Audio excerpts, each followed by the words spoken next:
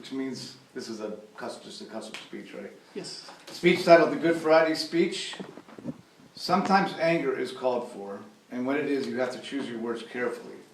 Stu will explain further, but buckle your seatbelts. Okay. Stuart Strickland.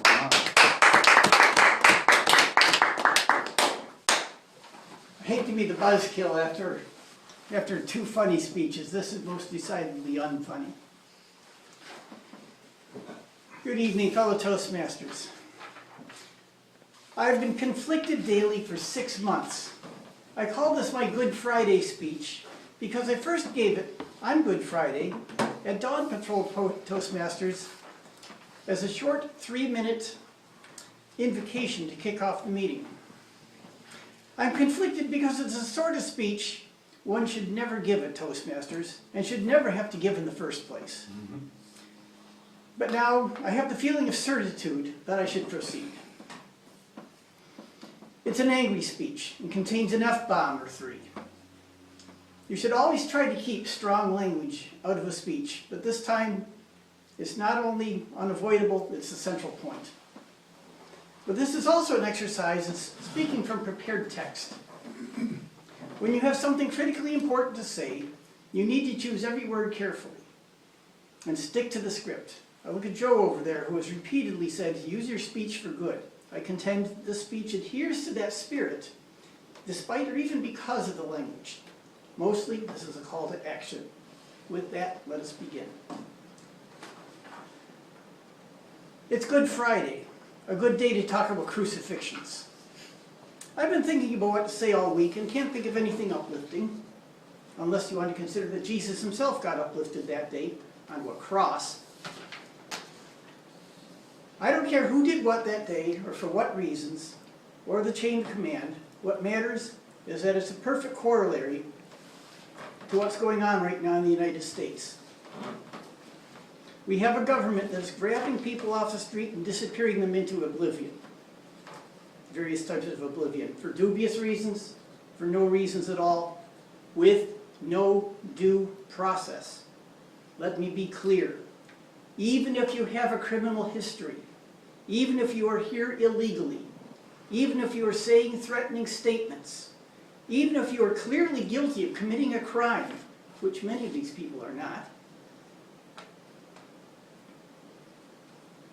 you have a right to due process, a right to counsel, a right to see a judge, a right to trial, a right to appeal, a right, an assumption of innocence. That's not what's happening. And the reason that I'm concerned, many reasons I'm concerned, is that tyrannical processes, replacing due process, have a history.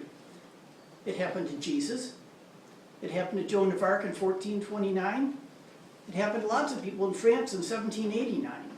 It happened to lots of people in Europe in the 1930s and 40s. It happened in Cambodia under Pol Pot and the Khmer Rouge in the late 1970s. It happened in Rwanda in the 1990s. It's been happening under Vladimir Putin all this century, and it's happening here now. It starts with a despot and that despot's assistants. Then with a gang of people, a cult, willing to go along with the despot. Then they pick the people they like the least and disappear them somehow. Maybe it's one at a time, nailing to a cross, burning them at the stake, throwing them out of an airplane, mysteriously falling out of high windows. Right now, here, it's nabbing them off the street and locking them up in a prison with little chance of ever being released. Then they go up the line, more of them at a time, in an ever-widening circle of people to round up. Maybe you're not concerned yet, but I am. You're not the one who knows 18 transgender people. Make that 19 as of last Saturday. You're not the one who knows 15 same-sex couples. You're not the one who knows 24 interracial couples. You're not the one who's been directly involved with talking someone out of suicide as a result of last November's election. You're not the one who identifies as a religious minority that's been targeted since the beginning of time by every major religious majority. We live in this country because this is the one place on earth where you can be LGBTQIA+, which of course means lesbian, gay, bisexual, transgender, queer, intersex, asexual, or some other non-conforming gender. This is the one place on earth where you can marry the person you love, regardless of what nationality, or back, right again.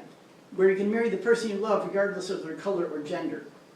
Where you can go about daily life without concern for what nationality you appear to look like.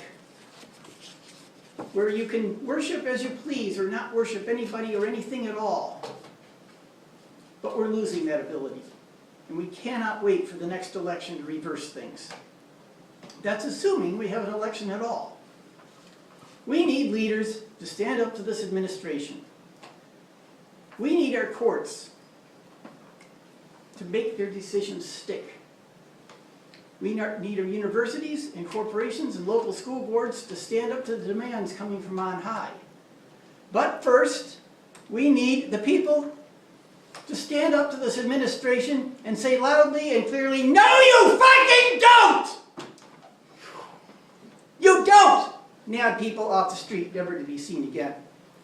You don't disobey court orders. You don't trample the Constitution.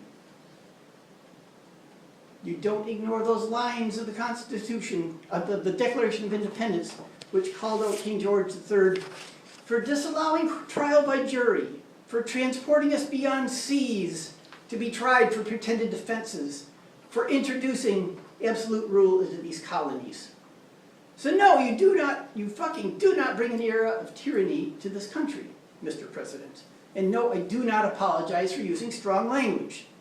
If you're more upset about a word than about the millions that will suffer and die here and abroad due to this tyrant, this dictator, then you are part of the problem and you owe the rest of us the apology you expect of me.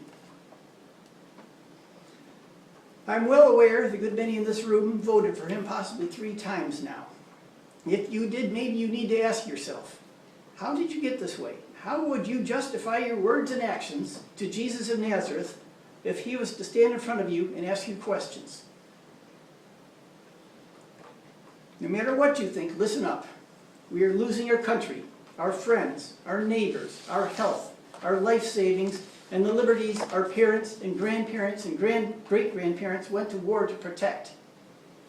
Resistance especially applies to all of you who are white, straight, Christian, and born here. You were born with privileges you do not have to fight for.